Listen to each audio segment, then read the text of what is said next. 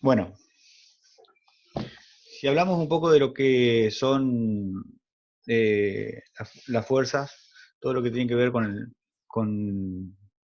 el peso de los cuerpos, son cargas que son direccionadas hacia el centro de la Tierra, ¿no?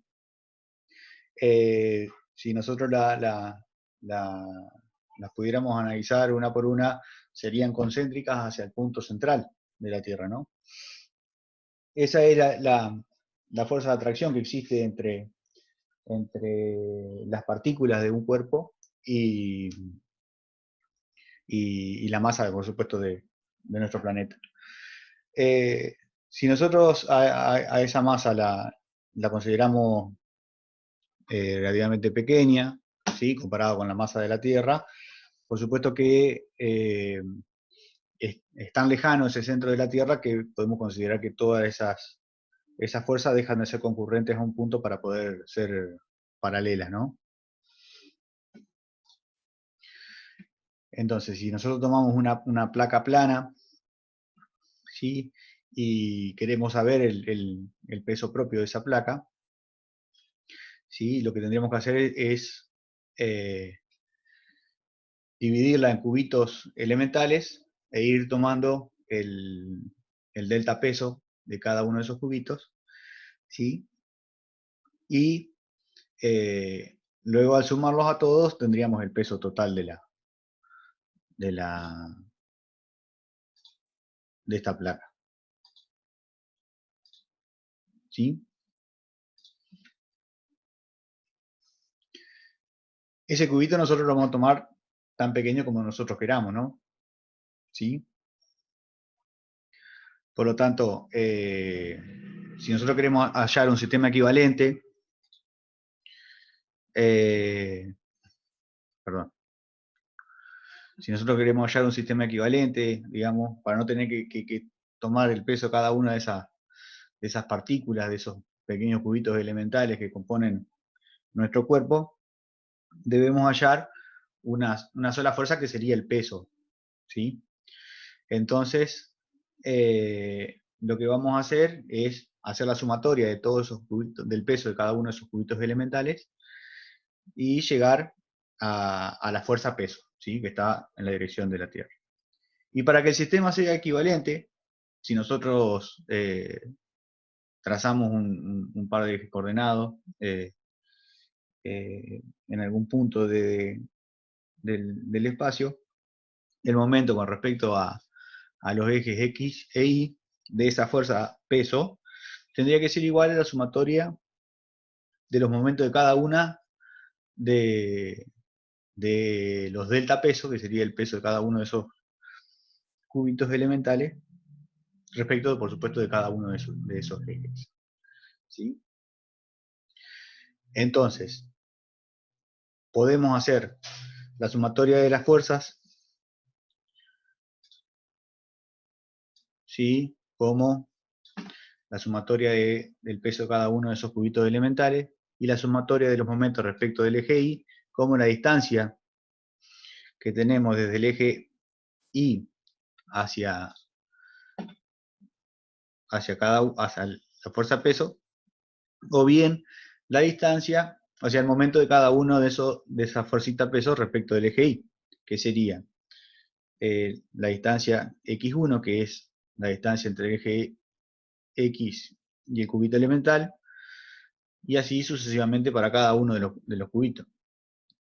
En general sería la sumatoria de todos esos momentos, ¿sí? Respecto del eje X, sería lo único que tomando en vez la distancia o la coordenada y sub i, ¿sí? Que por supuesto que estaría tomada desde el eje X hasta el centro de gravedad de ese cúbito elemental. Si nosotros aumentamos esa partición, ¿sí? La refinamos, esto lo habrán visto ustedes en un análisis 1, que lo que pasaba cuando teníamos una sumatoria y la refinábamos, pasábamos a una integral, ¿sí? Por lo tanto, nos queda que el peso total sería la integral de todo eso diferencial peso, y los momentos de ese peso que hemos hallado respecto de cada uno de los ejes va a ser igual a la integral de los momentos de todos esos diferenciales pesos. ¿Se entiende? Es decir, a esto vamos a llamarlo coordenada del centro de gravedad, a esto va a ser otra coordenada del centro de gravedad, y a todo esto lo vamos a llamar momento del peso respecto del eje Y, y a esto momento del peso respecto del eje X. Y está definido como la integral de X diferencial peso y la integral de Y diferencial peso. ¿Sí? Hasta ahora venimos hablando de masas, ¿no? De lo que sería el peso de los cuerpos.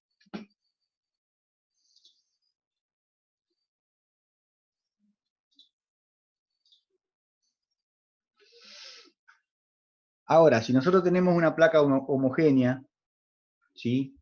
Esa placa tiene un peso específico que es constante, ¿sí? Es decir, que en cada uno de sus puntos el peso es igual y tiene un espesor uniforme. Ese diferencial peso, esperen que voy a borrar las anotaciones que hice recién. Ahí está un poco más limpio.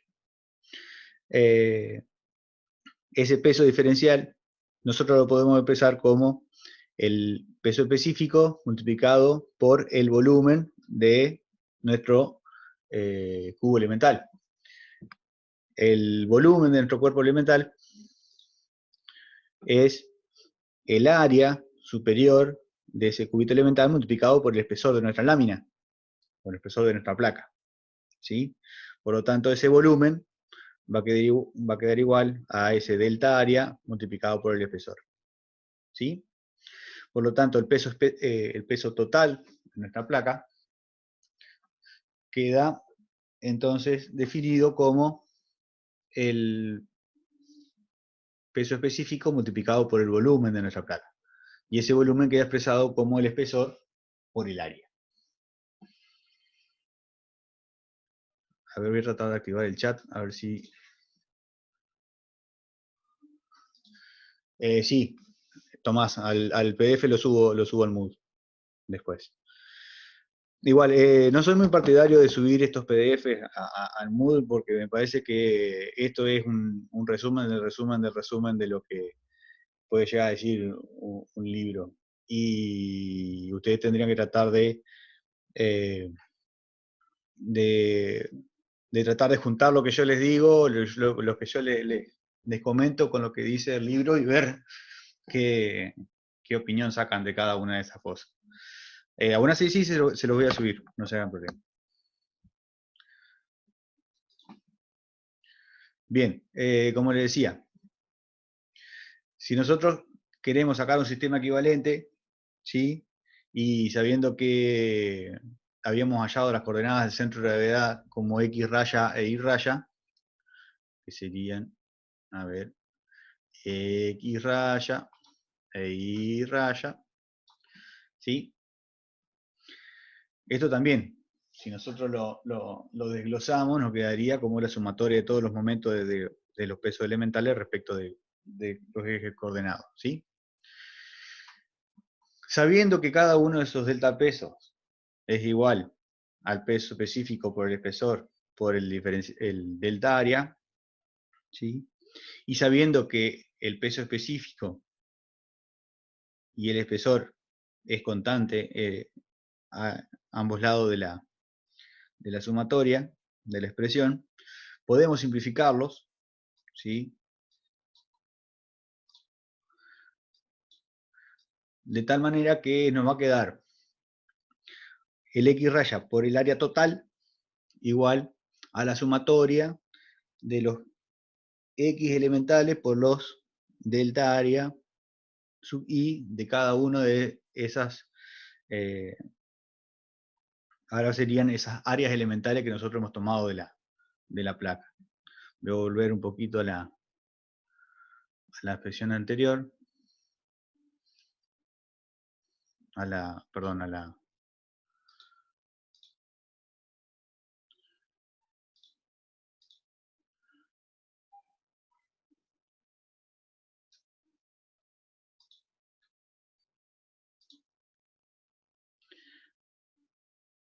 Ya se me despertó todo.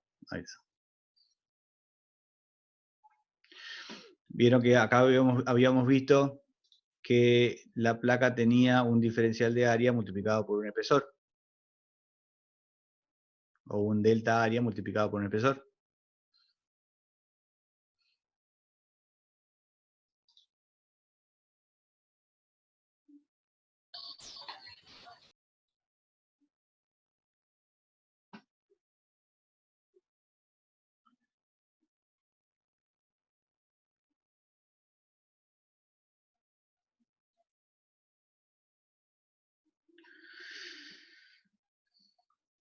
Por lo tanto, si nosotros refinamos esta sumatoria, nuestros delta área van a pasar a ser diferenciales de área. ¿Sí? Y nos queda entonces expresado que el x raya por el área total de la figura es igual a la integral de x por diferencial de área. Y también que y raya por el área total va a ser igual a la integral de y diferencial de área. Estas dos ecuaciones nos van a definir el centroide de área. ¿Sí?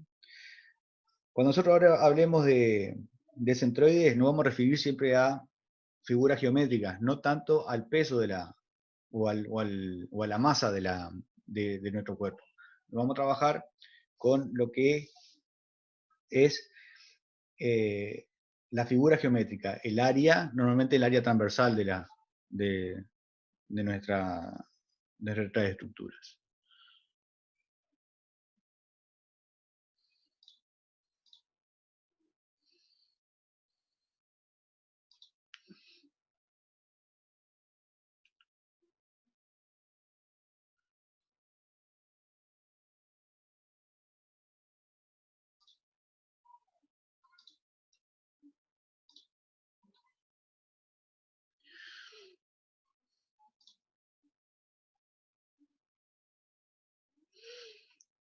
Entonces, a ver que me están hablando acá por chat.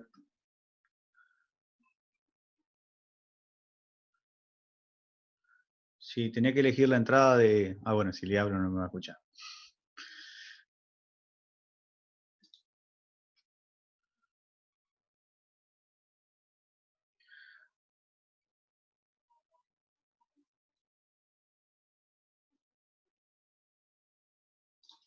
Bueno, como les decía, podemos entonces ahora determinar, respecto de un par de ejes ya preestablecidos, X e Y, las coordenadas del centroide de área, X raya e Y raya, como la integral de X diferencial de área sobre el área total y la integral de Y diferencial de área respecto del área total. Esta expresión que nosotros tenemos acá arriba, ¿sí? Vamos a dibujársela. Es ahí y esta acá. Son las que definen lo que se llaman los momentos de primer orden respecto de estos ejes que ya habíamos puesto, ¿sí? El momento de primer orden respecto del eje Y se define como la integral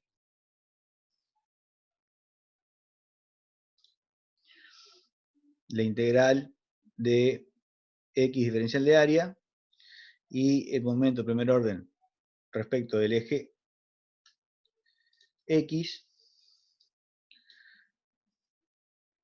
como la integral de Y diferencial de área, ¿sí?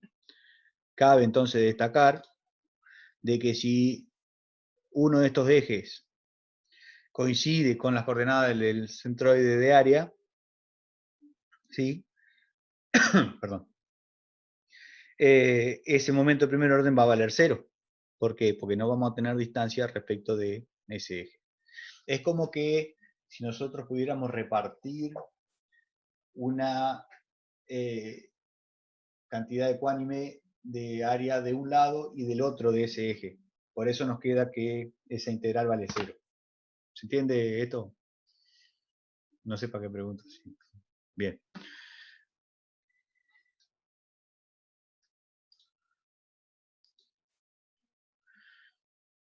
¿Qué pasa si nosotros ahora, en vez de tener un área, vamos a tener un alambre o una línea, ¿sí? alambre, perdón, o una cuerda o un elemento que tenga dos de las dimensiones mucho más grandes que la tercera, ¿sí?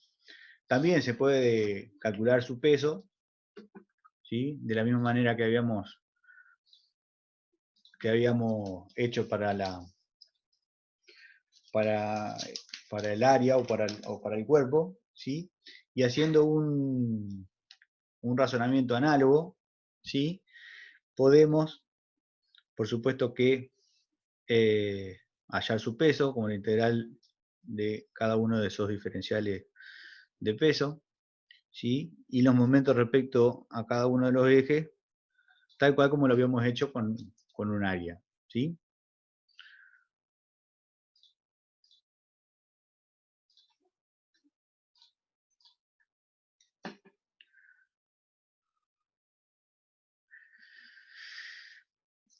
Ahora pensando de que el área transversal de ese alambre o de ese cable, ¿sí? El área transversal que nosotros tenemos acá es constante a lo largo de todo el cable, ¿sí? Y que también es de un material uniforme, por lo tanto el peso específico uniforme en cada uno de sus puntos.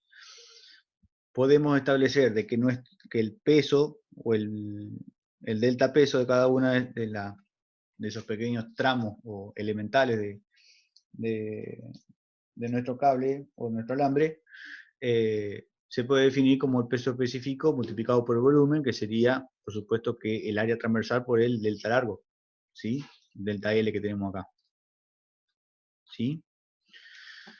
Por lo tanto, el peso total sería igual al peso específico multiplicado por el área transversal por el largo total que tiene ese cable o ese alambre, ¿sí? Y haciendo el mismo razonamiento que teníamos hoy para el área, para esta placa plana de espesor constante y de peso constante, llegamos a que el momento de primer orden de una línea, ¿sí? Respecto del eje Y, era el X raya por el largo total, igual a la integral de X diferencial L, y que el momento respecto del eje X era Y raya por L, o lo que es igual a la integral de Y diferencial de L.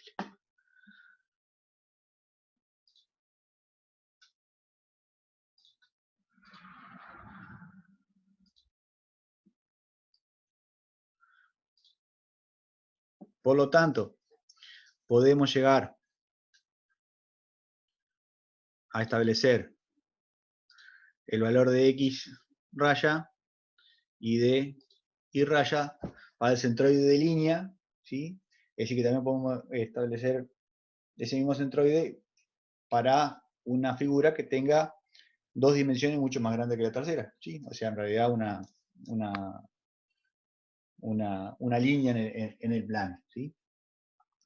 Y a esas coordenadas las vamos a llamar, las vamos a obtener con el cociente entre la integral de el momento de primer orden, que sería X diferencial L sobre el largo total, ¿sí? Siendo entonces, como habíamos dicho, eh, esta expresión, uy, perdón, esta expresión y esta expresión, los momentos de primer orden respecto de el eje Y y el eje X. Bien,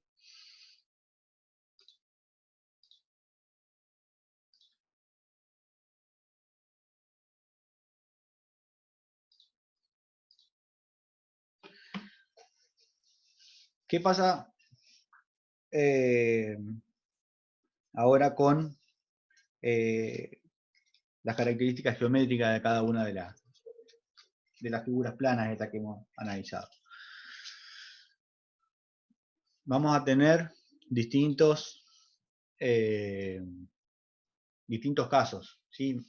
Por empezar, vamos a tener eh, ciertas características respecto de los ejes de simetría. Si nosotros tenemos un eje de simetría, ¿sí? O bien esa figura tiene un eje de simetría,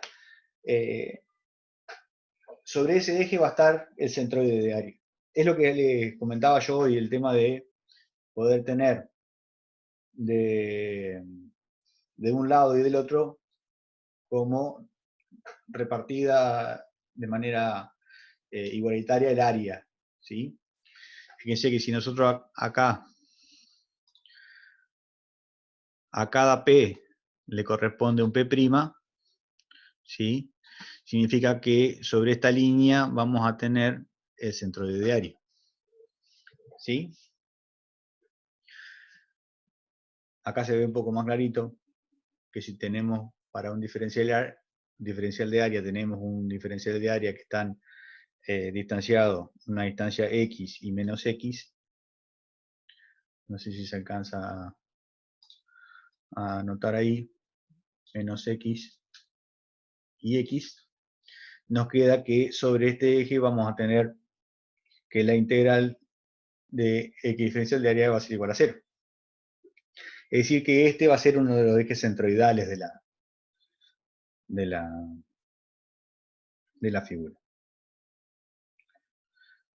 Y por supuesto que por carácter transitivo, si una figura tiene dos ejes de simetría, el centroide de área va a estar justamente en la intersección de ellos dos, ¿sí?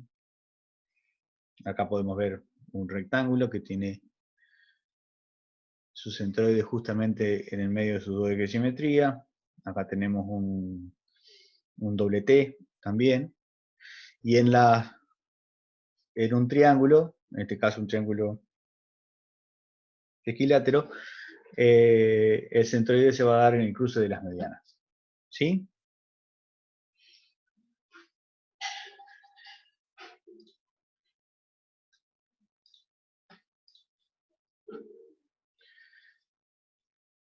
También podemos decir de que si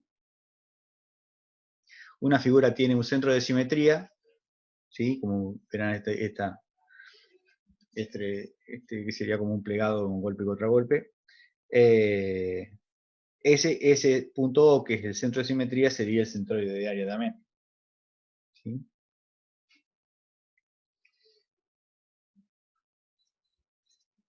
Y acá, bueno, se destacan algunas cosas como que si puede tener centro de simetría pero no eje de simetría, puede tener dos ejes de simetría y no ser perpendicular, eso es eje de simetría, no tiene centro de simetría, y aún así tenemos bien establecido el centroide de área. ¿Sí? Bien. ¿Cómo entonces podemos calcular esos momentos de primer orden o cómo determinamos esos centroides de área? Y lo vamos a tener que definir a través de integrales dobles. ¿Por qué? Porque el diferencial de área, ¿sí? Ustedes lo habrán visto, que está definido como diferencial X por diferencial Y, ¿sí? Y si están coordenadas polares, sería R por diferencial de R por diferencial de θ, ¿sí? Para poder resolver esto tendremos que usar integrales dobles, ¿sí? Pero bueno, podemos, haciendo que nuestro diferencial de área sea Y por diferencial X, que también sería un diferencial de área, nos queda reducido a un sistema de integrales simples, ¿sí? Porque nos queda el diferencial en una sola variable. Podemos acá también ver de que si queremos establecer o encontrar respecto del otro eje, podemos definir a nuestro diferencial de área como una franja sobre el eje X multiplicado por diferencial de Y, que también definiría un diferencial de área, ¿sí? Entonces de esta manera también podemos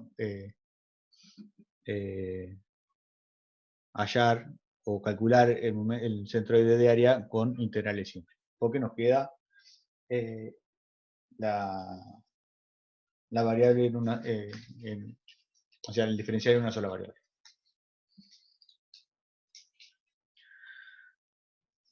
Y bueno, acá podemos ver algunas cosas que, si nosotros tomamos un sector circular, que sería para integrar, el diferencial de área para integrales polares, ¿sí?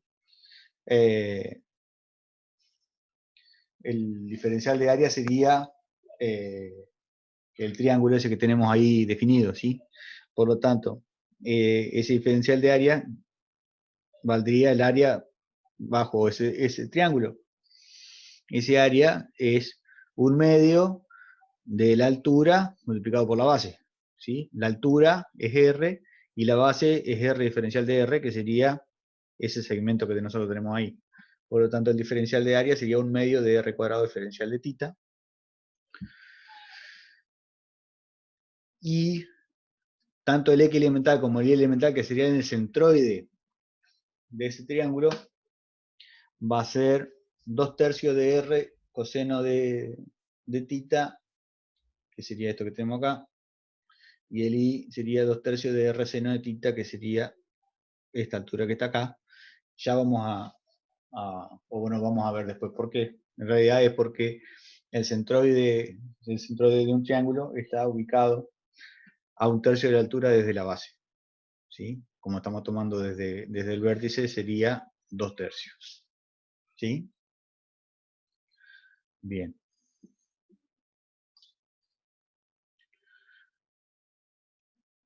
Para lo que es centroides de línea, ¿sí? También se puede establecer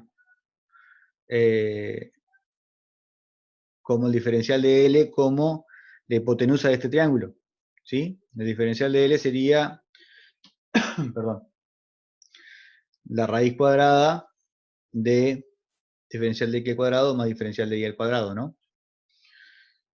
Podemos expresarlo también en función de un diferencial o del otro, despejando el diferencial de L, ¿sí? Y si fuera en coordenadas polares, ¿sí? Nos quedaría este triángulo que tenemos acá. A ver, voy a marcar acá. Este sería un cateto y este sería el otro, ¿sí? Por lo tanto, el diferencial de L nos queda como R por diferencial de tita al cuadrado más diferencial de R al cuadrado. También podemos despejar esto y dejarlo expresado, multiplicado por diferencial de tita.